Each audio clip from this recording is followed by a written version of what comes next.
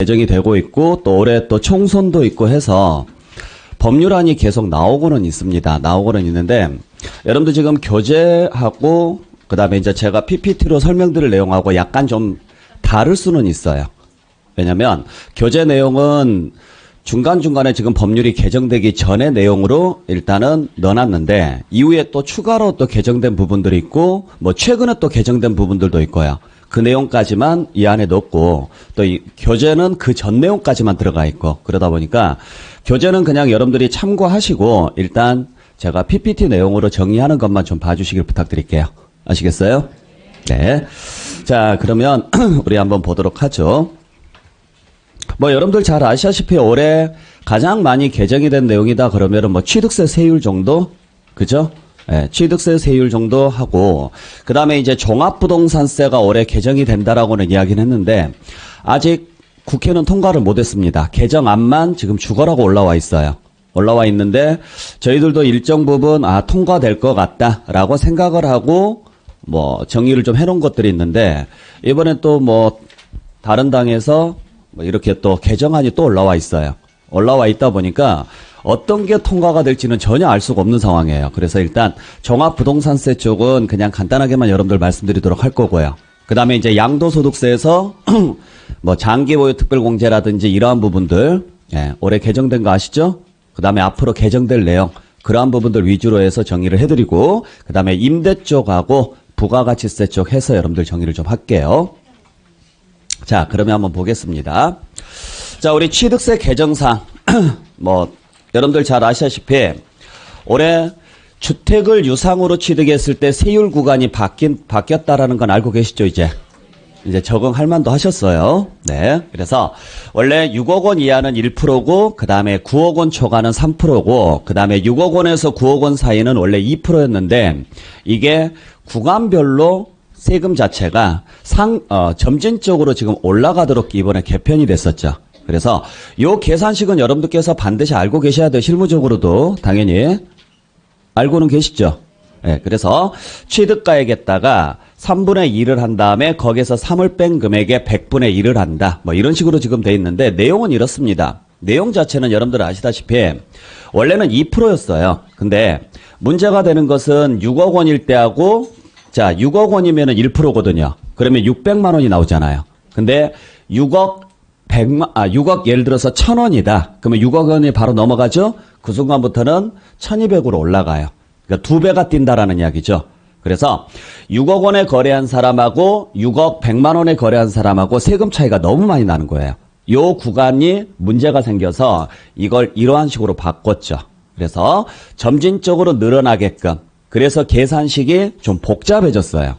그러다 보니까 자 6억 원에서 9억 원 사이가 정확히 얼마냐면 7억 5천이죠. 그렇죠? 그래서 7억 5천일 때가 2% 구간으로 맞춰지는 거죠. 그래서 6억 원에서 7억 5천 사이는 예전에는 2%였지만 지금은 1%에서 2% 사이로 점진적으로 늘어나는 거고 반대로 7억 5천에서 9억 사이는 원래 2%였는데 2%부터 3% 사이에서 점진적으로 늘어나도록 돼 있어요. 그래서 요걸 계산할 줄 알아야 되는데 뭐 여러분들이 이걸 계산할 필요는 없습니다. 어차피 자료로 다 나가 있죠. 예시로. 그러니까 대충 그 정도 금액에서 이렇게 나올 겁니다. 그러니까 실무적으로 보게 되면 여러분들이 만약에 고객이 와서 매매로 집을 샀다라고 이야기를 했을 때 6억 원에서 7억 5천 사이에서 거래가 이루어지면은 약 1%보다는 높고 2%보다는 좀 낮습니다. 그래서 대충 계산해 보면 답은 나오잖아요. 그래서 한 요 정도 사이에서는 나올 수 있으니까 그 정도 알고 계십시오라고 이야기하시면 돼요. 그러니까 자 보세요. 예를 들어서 6억 원이다. 그러면 6억 원에서 3억 원을 나눕니다. 거기에다가 곱하기 2를 하는 거예요. 그러니까 이쪽이 억이 들어가는 수밖에 없는 이유가 여기가 억 단위니까 그래요. 그러니까 억을 빼면은 그냥 숫자상으로 가시면 돼요. 그러면 3을 자 6을 3으로 나누면 2잖아요. 그러면 2 곱하기 2는 4가 될 것이고요. 여기에서 얼마 빼느냐면 3을 빼니까 1%가 되겠죠. 그래서 6억 원이면 그냥 1%예요. 이런 식으로 가는 거예요. 그러면 예를 들어서 7억 5천이다. 그러면 여기에서 3억 분의 2를 하게 되면은 어차피 요 곱하면은 15억이죠? 그러면 3, 5, 15니까 5가 나올 것이고 여기서 3을 빼면 2%가 되는 거죠. 그래서 7억 5천이면 그냥 2%인 거죠. 그러면 9억 원이다. 그러면 9억 원에다가 3억 분의 1을 하게 되면 3, 3은 9니까 자 6이 나올 것이고 6에서 3을 빼면 3%가 되는 거죠. 이런 식으로. 그러니까 딱 요 구간만 정수가 떨어지고 나머지 구간은 다 소수점으로 떨어져요. 무슨 말인지 아시겠죠? 그래서 이 정도 구간에서는 이 구간에서는 1%보다는 높지만 2%보다는 좀 낮습니다. 반대로 7억 5천에서 9억 원 사이는 2%보다는 높지만 3%보다는 좀 낮습니다. 이러한 식으로 해서 여러분들께서 대충 두리뭉실하게 설명하시면 되고요. 만약에 정확하게 계산하시려면 이 계산식에 맞춰서 여러분들이 계산을 해주셔야 돼요. 무슨 말인지 아시겠죠? 자, 근데 자 문제는 뭐냐면 자, 그래서 이제 계산식은 적어놨는데, 이건 여러분들한테 방금 설명드렸으니까 크게 의미는 없고, 그대로 계산하시면 돼요. 그냥 3분의 1 곱한 다음에 거기서 3을 빼시면 돼요. 네. 그러니까 계산식은 그냥 여러분들께서 사무실에다가 딱 적어 놓으면서 돼요. 그러면 그 금액에다가 그대로 정리하시면 되는 거니까. 근데 문제가 되는 것은, 이건 여러분들 다 교재가 다 들어가 있고, 그 다음에 장판지에도 들어가 있으니까 보시면 될 것 같아요. 그리고 인터넷으로 찾아보면 다 나와요, 안 나와요? 다 나와 있죠? 예, 그래서 요 정도 표 하나는 그냥 깔아놓고 보시는 게 제일 속 편합니다. 자, 근데 문제가 되는 것은 뭐냐면, 자, 이 구간이 지금 문제가 되는 거죠? 지금 뭐가 문제가 생겼느냐면, 7억 5천에서 9억 사이가 문제가 생긴 거예요. 그러니까, 7억 5천에서 9억 사이는 원래는 몇 프로 냈어야 돼요? 2% 냈었어야 된다고, 2%. 그죠? 그러니까 우리가 아까 6억까지가 1%였고 그 다음에 9억부터가 3%고 그러니까 여기까지가 1%고 9억이 넘어가면 3%인데 여기가 2%였었다고요. 2%였는데 지금은 7억 5천을 기준으로 해서 이 구간은 2%보다는 어때요? 낮아지니까 부담이 없잖아요. 그러니까 이건 바로 시행을 해요. 문제는 이 구간이 2%보다는 어떻게 됐느냐? 올라갔다는 이야기죠. 그러니까 법이 시행되고 나서 이 구간에 들어간 사람은 오히려 손해를 보는 거고 이 구간에 들어간 사람은 오히려 이득을 보는 거죠. 그래서 이 구간을 경과조치를 뒀어요. 경과조치를 두는 게 작년 말까지 계약을 체결하고 올해 3월까지 잔금을 치른 사람에 한해서는 이 구간도 그냥 2% 적용해 줍니다. 아시겠어요? 그러니까 일단 계약은 이미 했어야 돼요. 작년에 계약은 했고 올해 중도금 내고 그 다음에 잔금까지 치러야 되는데 그게 언제까지 치러질 때냐면 올해 3월 말까지. 이해되셨죠? 단 우리가 일반 분양 받는 경우에는 중도금 치르고 잔금 치르는데 기간이 오래 걸리잖아요. 그건 2022년도까지. 그 주택에 한해서 일반 분양 같은 경우에. 그래서 우리가 공동주택 분양, 아파트 분양이라고 생각하시면 되죠? 아파트 분양 같은 경우에는 22년도까지는 그냥 7억 5천에서 9억 원 사이는 그냥 2%만 적용을 해줘요. 그러니까 그 이상 나옵니다라고 이야기하시면 안 돼요. 무슨 말인지 아시겠죠? 네. 그 내용만 여러분들께서 잘 확인 좀 해주시면 될 것 같아요. 그래서 요 경과 조치는 지금 상황에서는 굉장히 중요한 내용이니까 꼭 기억을 하고 계시길 부탁드릴게요. 자, 그러면 여기에서 이제 이건 이제 좀 이따 보기로 하고 여기서 가끔 물어보시는 분들이 계시는데 우리가 예전에 지금 취득세를 내게 되면은 기본적으로 여러분들 부가세가 따라 붙는다라는 거 알고 계시죠? 농어촌 특별세하고 지방교육세가 따라 붙는 거 알고 계시죠? 예. 근데 요게 지금 6억 원에서 9억 원 사이가 계산식이 바뀌다 보니까 이 부분에 대한 부가세 계산하는 게 되게 어려워졌어요. 근데 부가세 계산하는 방법을 가끔 물어보시더라고요. 근데 여러분들이 부가세 실무에서 계산해줘요? 안 해주시죠? 굳이 설명 안 해도 되죠? 해드려요? 자, 우리가 예를 들어서 유상거래 같은 경우는 즉 매매거래 같은 경우 상가를 매매로 거래하게 되면 취득세율이 4%잖아요. 그러니까 지금 주택에 대해서만 매매거래가 아까 1%에서 3%까지 하향 조정됐던 거고 원래는 몇 프로가 원칙이냐면 4%입니다. 근데 4%가 어떻게 만들어진 건지는 아시죠? 옛날에 취득세 2%에다가 옛날에 등록세 2%예요. 이러한 식으로 만들어진 거라고요. 그러니까 아주 오래전에 우리 10년 전에는 취득세 따로 냈고 등록세 따로 냈다는 거 알고 계시잖아요. 그게 합쳐져서 지금은 취득세 하나로 내는데 그러다 보니까 4%를 적용을 해서 취득세를 계산을 해서 내시고요. 다시 그 4%를 두 개로 쪼개요. 항상. 반반씩 쪼갤 거예요. 그래서 2%, 2%로 쪼개서 2%로 계산한 금액의 10%, 그러니까 0.2%죠. 0.2%에 해당하는 금액을 농어촌 특별세로 내는 거예요. 그리고 나머지 2%에 대한 20%, 그러니까 0.4%가 되죠. 이 금액을 지방교육세로 내는 거예요. 그래서 실무에서는 일반적으로 상가를 거래하게 되면 몇 프로 낸다고 하느냐면 4.6%를 낸다라고 이야기를 하죠. 이런 식으로 가요. 근데 주택을 취득했을 때 예를 들어서 6억 원 이하면 1%잖아요. 1%죠? 1%는 어떻게 여러분들께서 잡으셔야 되느냐면 무조건 일단 2%에다가 이 금액의 절반을 잡으셔야 돼요. 항상. 그러니까 일단 부가세 계산할 때는 무조건 2%는 하나는 잡아주셔야 돼요. 그리고 나서 이 금액의 절반을 잡아요. 절반을 잡아서 일단 이 금액으로 취득세를 계산한 다음에 1%로 다시 2%에 10%를 잡아요. 그러면은 0.2%거든요. 하여간 농어촌 특별세는 무조건 0.2%라고 알고 계세요. 농어촌 특별세는. 자, 이제 지방교육세가 문제인데 이 금액의 20%를 잡습니다. 이 금액에. 그러면 0.5%에 20%면은 얼마예요? 0.1%잖아요. 그죠? 요게 지방교육세예요. 그래서 6억 원 이하짜리는 실무에서는 보통 뭐라고 이야기를 해요? 1.3% 냅니다. 이렇게 이야기해요. 실무상으로는 부가세 포함해서 단 85제곱미터 이하면은 국민주택 규모 이하면은 농어촌 특별세가 면제거든요. 그래서 그때는 1.1%라고 이야기하고 이런 식으로 가는 거예요. 그러면 아까 3억짜리 9억 초과된 주택은 3%잖아요. 그죠?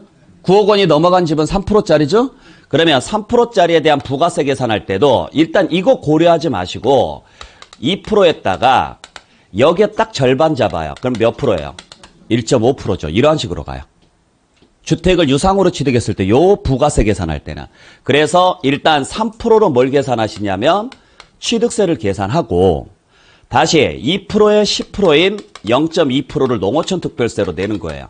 그러니까 계속 말씀드리지만 농어촌 특별세는 무조건 몇 프로라고 보시면 돼요. 0.2%. 그리고 그게 국민주택 규모 이하면 얘는 안 나온다고 생각하시면 되고 그 다음에 이 금액에 무조건 20%예요. 그러면 0.3%가 되잖아요. 1.5%에 20%니까. 그죠? 요게 뭐예요? 지방교육세 이게. 이해되셨어요? 그러다 보니까 전체적으로 합치고 나면은 얼마가 되느냐? 3.5%가 되는 거죠. 대신 이것도 국민주택 규모 이하면 3.3%가 되는 거고 얘만 들어가고 얘는 빠지니까. 무슨 말인지 아셨죠? 근데 요건 6억 원 이하고 요건 9억 원 초과고 그러면 예를 들어서 6억 원부터 9억 원 사이에 금액이 나온다. 그러면 예를 들어서 자 8억짜리를 취득을 했다. 8억짜리를 취득을 했다. 그러면 여기에다가 아까 정했던 세율 있죠? 네, 세율을 곱해서 일단 뭘 계산을 해요? 취득세를 계산을 해요. 그러면 8억이면 8억 곱하기 3억분의 그냥 8 곱하기 3분의 2 하시면 되겠죠. 8 곱하기 3분의 2를 하신 다음에 여기에서 마이너스 3을 하면 얼마 나올 거 아니에요. 그러니까 1%보다는 높겠고 2%보다는 뭐예요? 8억이면 2%보다는 높겠죠. 그죠? 그러면 얼마가 나올 거 8억으로 잡지 말고 그냥 7억으로 잡을게요. 그러면 1%보다는 높지만 2%보다는 낮잖아요. 무슨 말인지 아시겠죠? 하여간 그걸 적용을 해서 취득세를 계산을 해요. 그리고 나서 요 취득세를 계산하고 나서 그 다음에 그냥 8억에 0.2% 하세요. 이게 농어촌 특별세예요.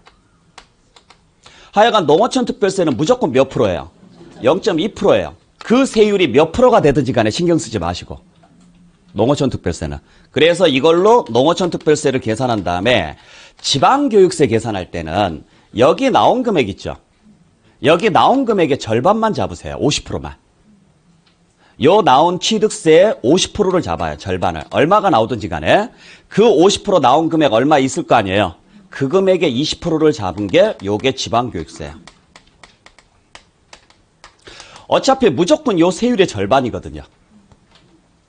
요 세율에. 지방교육세 계산할 때는. 무슨 말인지 아시겠죠? 그러니까 이걸 다시 세율을 쪼개기가 힘들어요. 왜냐하면 여기가 소수점으로 나오니까.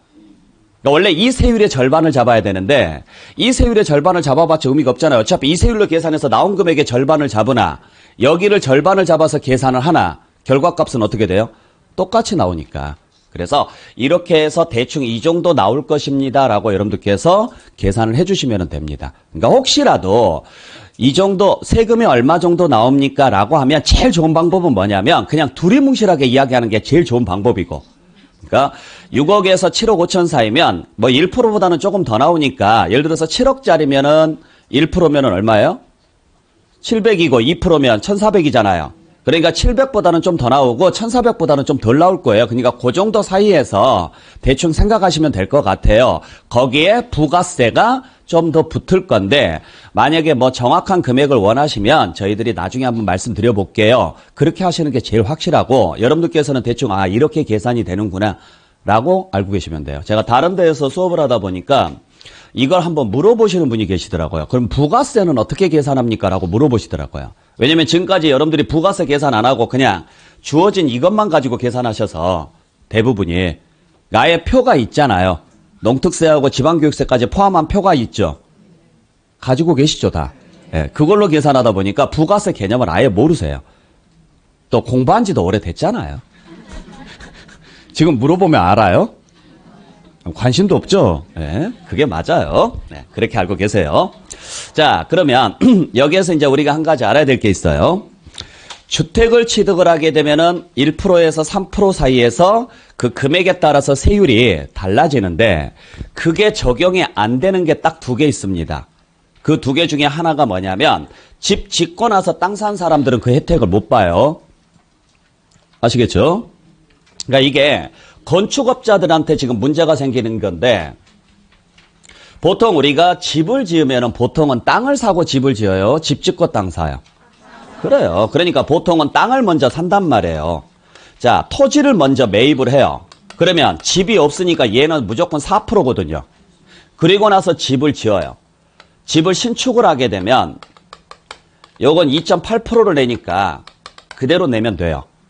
근데 이걸 세금을 줄이는 방법 중에 하나가 땅을 먼저 계약을 한 다음에 취득일이 언제냐면 배우신 분들 아시겠지만 계약상 잔금 지급이래요.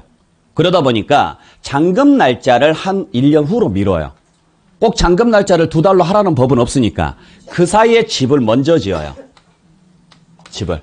그러니까 집이 먼저 신축이 되는 거죠. 그러면은 얘는 2.8%니까 상관없습니다. 어차피 이건 똑같으니까. 그리고 나서 이 땅에 대한 잔금을 치러요.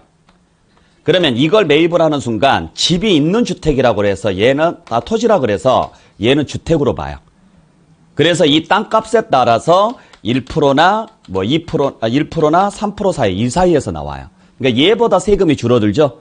요 땅 꼴은 못 보겠다 그래서 집 짓고 땅 산 사람은 땅 사고 집 지은 걸로 봐요. 그래서 이건 주택으로 안 보고 그냥 4% 적용합니다. 하도 신축업자들이 이 짓을 많이 해서 그래요. 무슨 말인지 아시겠죠? 그러니까 이 경우에는 주택으로 보시면 안 돼요. 네. 두 번째는 이게 이제 올해 신설된 내용이죠. 네. 4주택 이상부터는 적용 안 합니다. 그러니까 집을 사가지고 4주택 이상이 됐다. 내가 집이 3채가 있어요. 3채가 있고 이번에 하나를 더 사요. 더 사서 4개가 되는 그 4개부터는 무조건 4%예요. 그러니까 1%에서 3% 사이에 이 혜택을 못 받는다는 이야기죠. 무슨 말인지 아셨죠? 원래 이 규정이 없었어요. 없었다가 이번에 들어온 거죠? 알고 계실 거예요. 그래서 4주택 이상이 됐을 때는 우리가 혜택이 없으니까 항상 물어봐야 되는데 자 그러면 요 4주택을 판단을 할 때 몇 가지 봐야 될 게 있죠. 자, 첫 번째는 이때 4주택은 세대 기준이라는 거예요. 그러니까 1인 기준으로 해서 몇 개냐를 물어보는 게 아니라 세대 기준으로 해서 몇 개입니까? 그걸 물어봐요. 무슨 말인지 아셨죠? 자, 그래서 세대 자체가 집을 3개를 가지고 있는데 거기에서 하나 더 취득하는, 그 다음부터 취득하는 모든 주택. 그러니까 쉽게 말해서 4번, 5번, 6번, 7번, 8번 나머지는 전부 다 4번부터는 다 뭐예요? 다 4%짜리다 이렇게 보셔야 돼요. 무슨 말인지 아시겠죠? 그 다음에 그게 공유 지분일 때는 어떻게 하느냐면 각자 소유하고 있는 걸로 봐요. 공유 지분일 때는.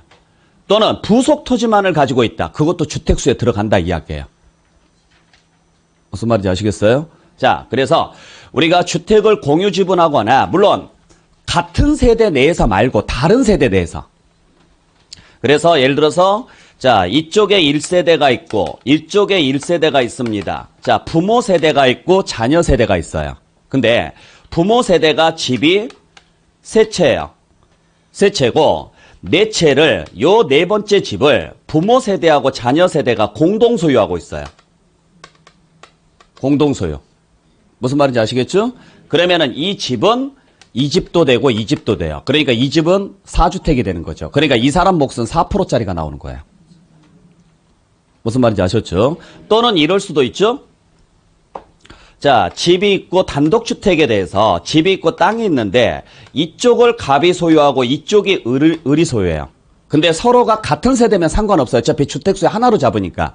근데 다른 세대가 가지고 있다. 부모 세대가 건물 쪽 소유자고 자녀 세대가 토지 쪽 소유자다. 그러면 이것도 집 하나, 이것도 집 하나. 이렇게 봐요. 무슨 말인지 아시겠죠? 그러니까 부속 토지만 가지고 있어도 그건 무슨 수에 들어가느냐면 주택수에 들어가요. 물론 다른 세대라는 전제하에서. 근데 그게 만약에 같은 세대 내에 들어가 있으면 상관없고. 그러니까 이 두 사람이 만약에 같은 세대라면 그냥 묶어서 몇 개고 이게 하나고 이게 다른 세대라면 따로따로 하나고 이런 식으로 보는 거죠. 무슨 말인지 아시겠죠? 네. 그래서 그 내용 여러분들께서 좀 주의를 좀 해주시고 자, 그 다음에 그러면 우리가 세대는 어떻게 판단할 것이냐? 세대는 주민등록에 나와 있는 걸로 판단합니다. 주민등록에 가족으로 등록된 사람들은 다 같은 세대로 봐요. 그러니까 세대 분류를 시키려면 일단 주소 분리가 되어 있어야 돼요. 이해되셨어요? 네. 그 내용을 여러분들께서 보시면 되고 만약에 주소 분리가 되어 있다라고 하더라도 절대로 독립세대가 안 되는 사람이 요 두 사람. 그러니까 배우자이신 분 주소 뺀다고 하더라도 뭐 소득세 공부하신 분들 아시죠? 우리 1세대 1주택 비과세 요건 판단할 때 배우자는 독립세대가 안 된다라고 아마 배우셨을 거예요. 다 아실 거고. 그래서 배우자는 주소가 나랑 분리되어 있어도 내 명의로 집이 세 채가 있고 이번에 배우자 명의로 집을 한 채를 산다. 근데 주소가 달리되어 있다. 그래도 배우자는 항상 나랑 같은 세대로 보니까 배우자가 사는 집은 4%짜리예요, 이제. 그렇게 여러분들 보셔야 되고. 그 다음에 30세 미만인 직계 비속 또는 부모. 네. 이 사람들이 가지고 있는 것도 같이 들어갑니다. 1세대에 속하는 것으로 들어갑니다. 자, 그래서 우리가 주택을 취득하는 자의 배우자 또는 미혼인 30세 미만의 직계 비속 자녀를 말하는 거죠. 네. 또는 자 부모는 주택을 취득하는 자와 같은 세대별로 주민등록표 또는 외국인 등록표 등에 기재되어 있지 않더라도 1세대에 속하는 것으로 본다. 그래서 부모, 자식, 그 다음에 배우자는 그냥 무조건 뭐예요? 같은 세대로 봐요. 그래서 부모는 일단 같은 세대로 일단 본다라고 보시면 되는 거고 부모도 이제 물론 따로 주소가 옮겨져 있으면 그건 상관없어요. 따로 주소가 옮겨져 있으면 상관없고 자녀는 따로 주소가 옮겨져 있다고 하더라도 30세 미만이면 무조건 무슨 세대로 봐요? 같은 세대로 봐요. 그러니까 일단 몇 세가 넘어야 되느냐면 30세가 넘어야 돼. 아니면 결혼을 해서 나가든가. 지금 미혼인 상태니까 예. 결혼한 사람이 30세 미만 그건 상관없고 무슨 말인지 아시겠죠? 네. 자, 그 다음에 이건 아까 설명드렸던 내용이니까 뭐 딱히 설명 안 드리겠습니다. 아까 말씀드렸던 것처럼 올해 3월까지만 팔면 작년에 계약을 재개를 했고 올해 3월까지만 팔면 그 주택은 아까 7억 5천에서 9억 사이 그러니까 8억에 샀다. 그러면 그냥 2%만 적용한다. 그 내용이고 이 내용은 자, 그 다음에 1세대 범위는 아까 뭐 설명드렸던 내용이니까 보시고 그 다음에 자, 세 번째 소득이 있는 자녀도 1세대에 들어가느냐. 자, 요게 지금 문제가 되는데 자, 우리가 지금 취업해서 소득이 있는 자녀 1세대에 포함되느냐. 미혼이고 30세 미만이라면 소득이 있는 자녀도 1세대에 뭐 한다고요? 포함한다. 이게 양도소득세하고 달라요. 그러니까 우리가 양도소득세에서는 1세대를 판단을 할 때 독립된 세대는 30세 이상이거나 연령이 아니면 뭐 이혼 또는 사망을 해서 없거나 배우자가 안 계시거나 또는 소득이 있으면 되거든요. 그러니까 자녀가 소득이 있고 주소가 분리돼 있으면 양도소득세에서는 독립세대로 인정을 해줘요. 근데 취득세에서는 이번에 규정 나오는 것 자체가 30세 미만은 아무리 소득이 있어도 독립세대가 안 돼요. 미혼이면. 그러니까 자녀를 독립세대로 만들 수 있는 방법은 딱 두 가지밖에 없어요. 결혼시켜서 내쫓거나 아니면은 30살 넘어서 내쫓거나.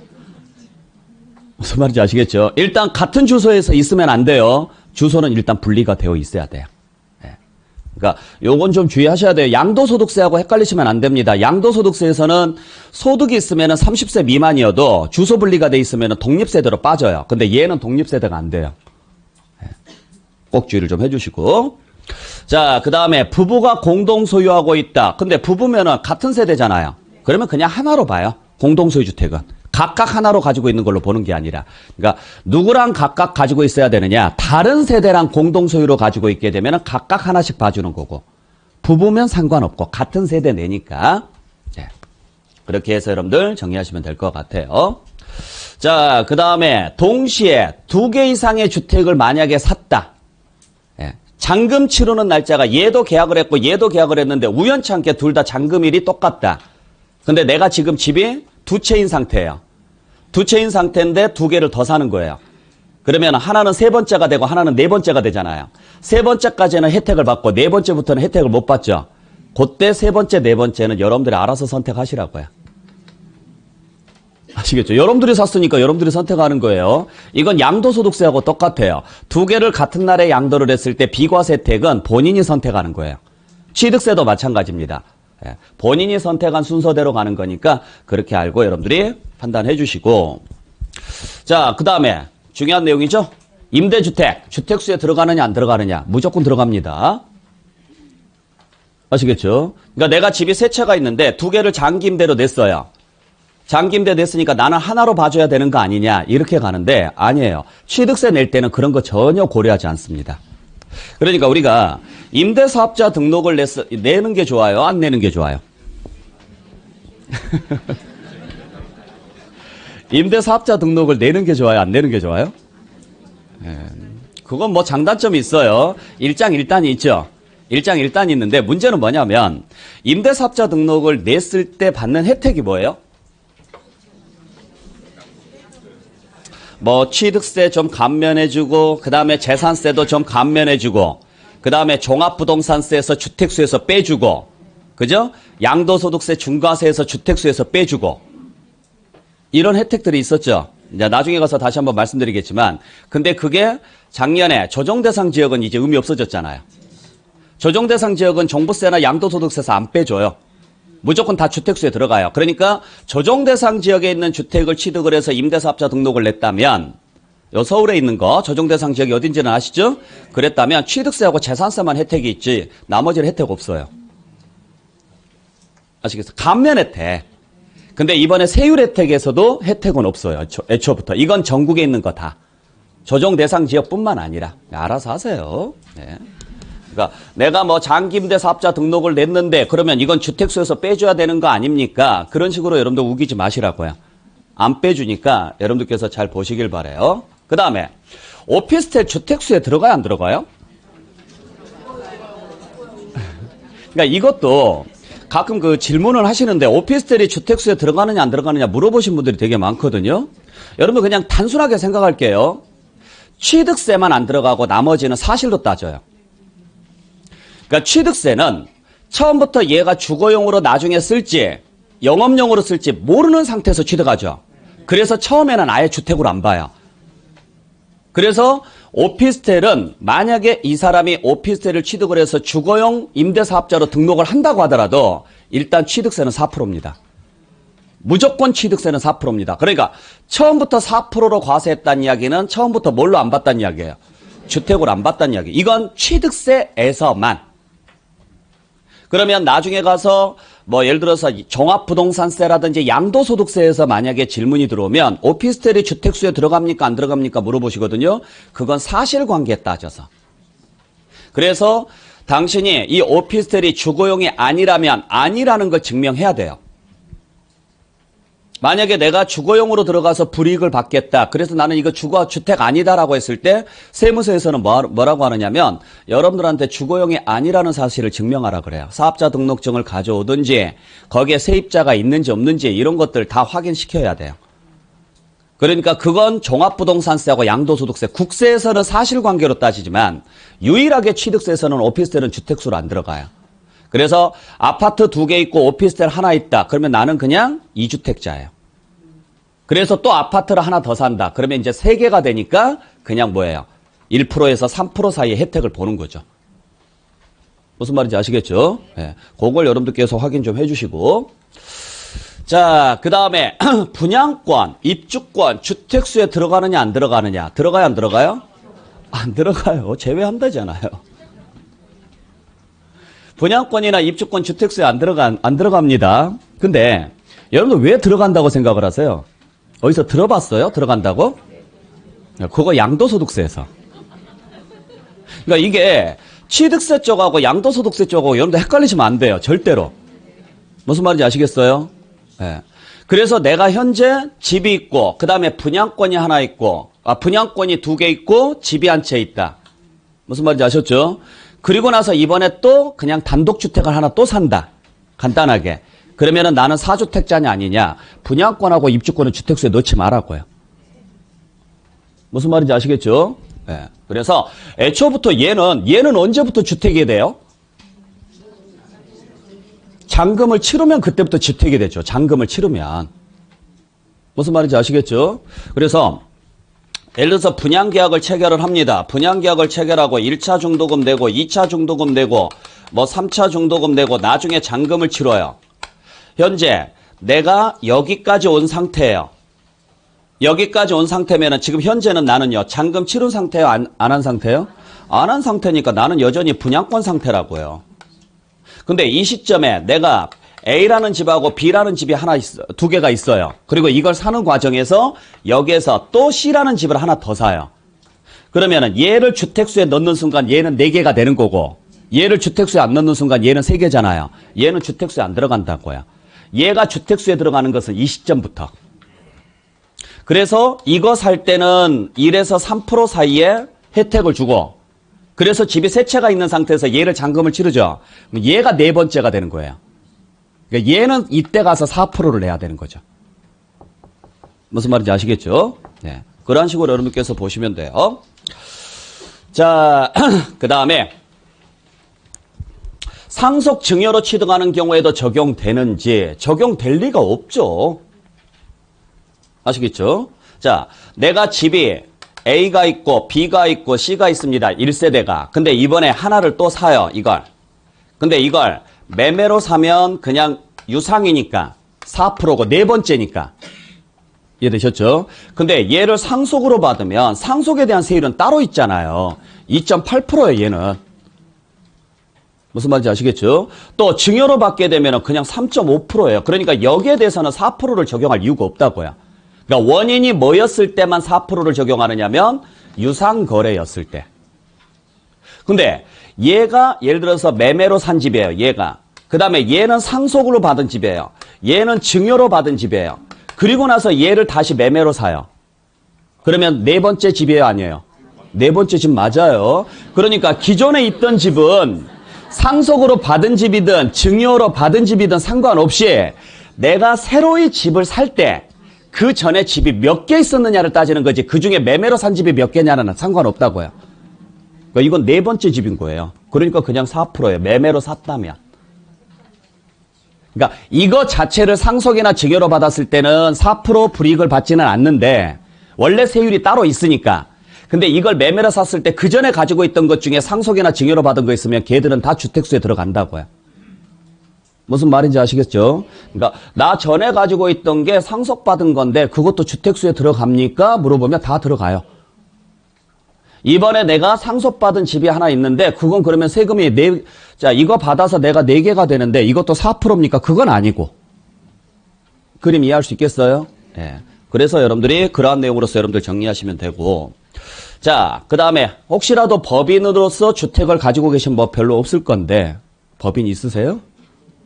있어요? 예. 법인은 집을 살 때 세대 기준이 없으니까 즉 다시 말해서 애초부터 뭐 몇 주택이냐 이런 거 없어요. 그냥 정상적으로 법인이 주택을 사면은 아까 1%에서 3% 혜택은 그냥 줘요.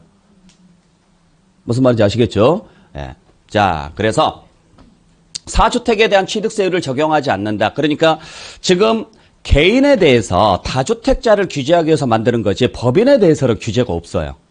그러니까 법인은 정상적으로 다 적용을 해줍니다. 1에서 3% 혜택을 준다라고 보시면 돼요. 네. 그래서 우리가 4주택에 대한 개념 여러분들께서 좀 확인 좀 해주시길 부탁드리고, 자, 그 다음에 이제 또 뭐가 있느냐면 뭐 허위 신고라는 게 이번에 지금 개정이 됐었는데 새로 지금 신설된 내용인데 뭐냐면 우리가 부동산 거래 신고를 해요. 그러면은 그게 시가 표준액보다 낮아도 어때요?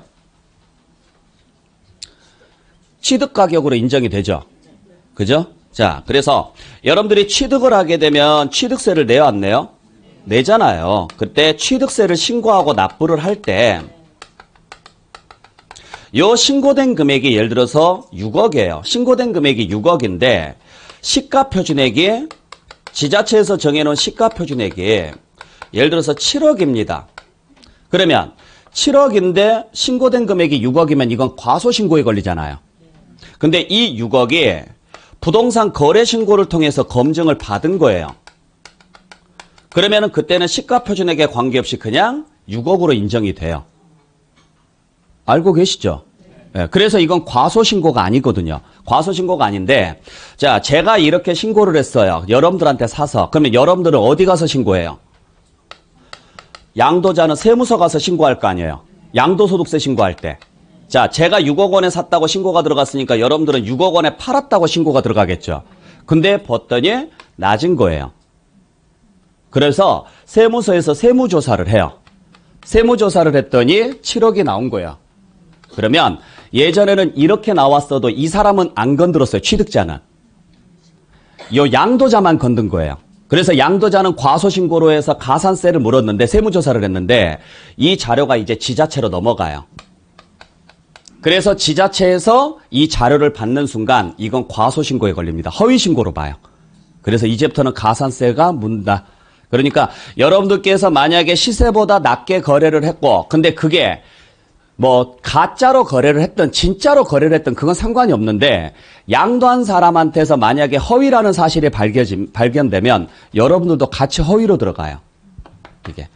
그래서 국세청 등에 의해 가지고 조사 결과에 의해서 확인된 금액이 있으면 그냥 그 확인된 금액으로 가도록 돼 있어요. 작년까지는 이 규정이 없었어요.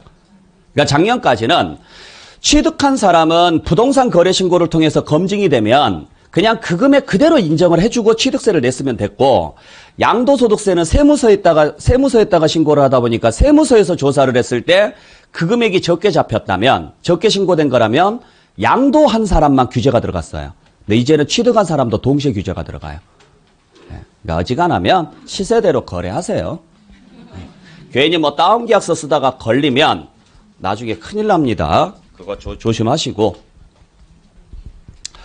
자, 뭐 이건 그냥 참고고 뭐 이것도 그냥 참고 뭐 별로 중요한 내용은 아니고.